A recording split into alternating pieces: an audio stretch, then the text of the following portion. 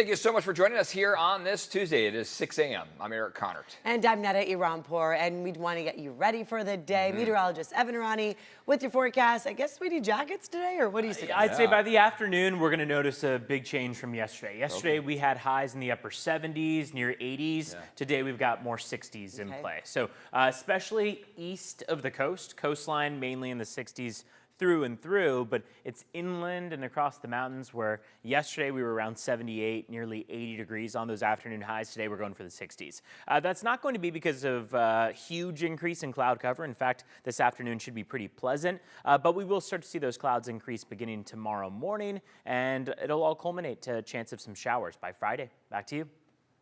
Thank you so much, Evan. And now demonstrations against President Donald Trump's immigration policies continue across the country. Here in San Diego, many protesters shut down traffic on the 5 near Chicano Park. And around 1,000 people gathered in Oceanside. CBS 8's Regina Yarita live at San Diego Unified Headquarters with what state leaders are doing now to prevent ICE agents from entering schools. Regina?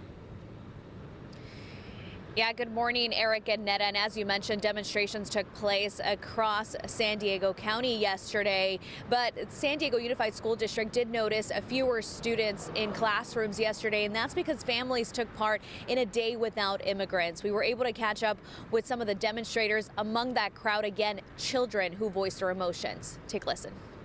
Shouldn't be targeted, Kids shouldn't have to see their parents get deported, They shouldn't have to be separated from their families.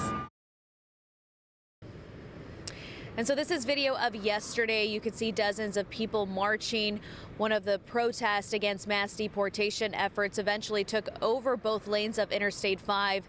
Men, women, and children all holding signs and waving Mexican flags. Meanwhile, California lawmakers are working quickly to advance a bill that could prohibit ICE agents from entering into schools without a judicial warrant. It also looks to reinforce protections for undocumented families by banning the disclosure of records and other information.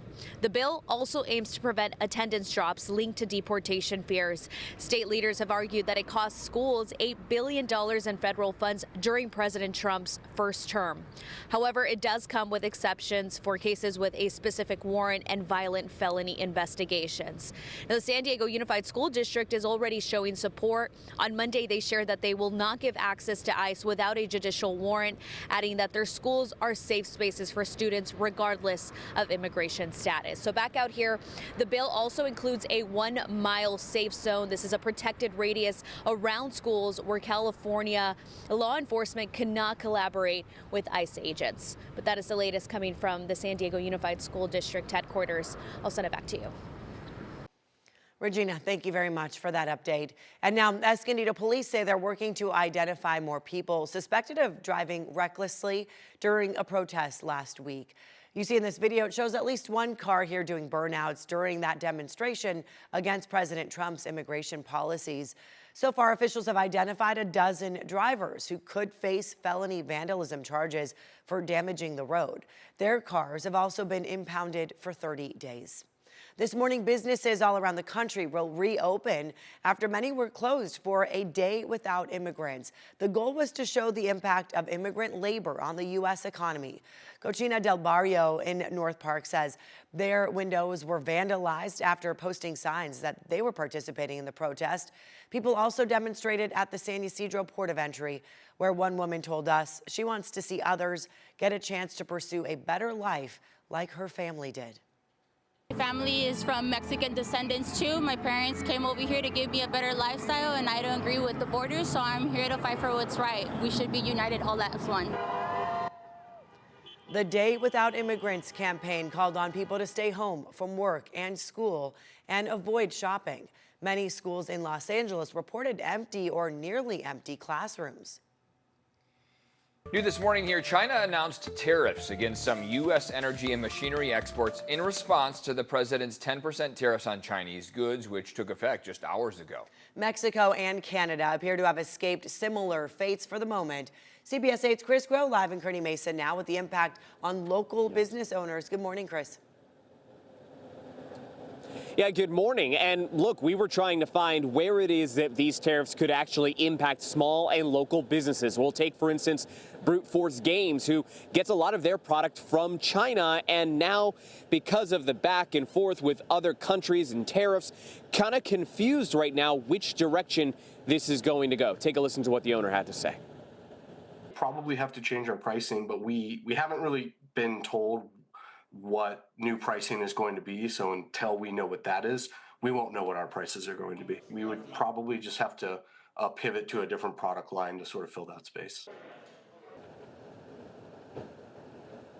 And that was Sean Johnson, the owner of Brute Force Games, and he says that most of the board games they carry are manufactured in China, while President Trump, of course, has gone ahead and paused those tariffs on Mexico and Canada for 30 days. U.S. tariffs on China still in effect as of 9 p.m.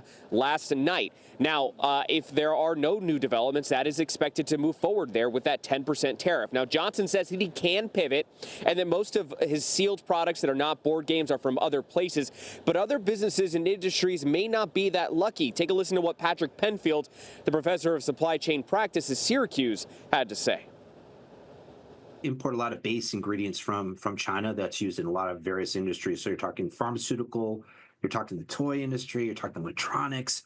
So almost every industry in the United States would be impacted.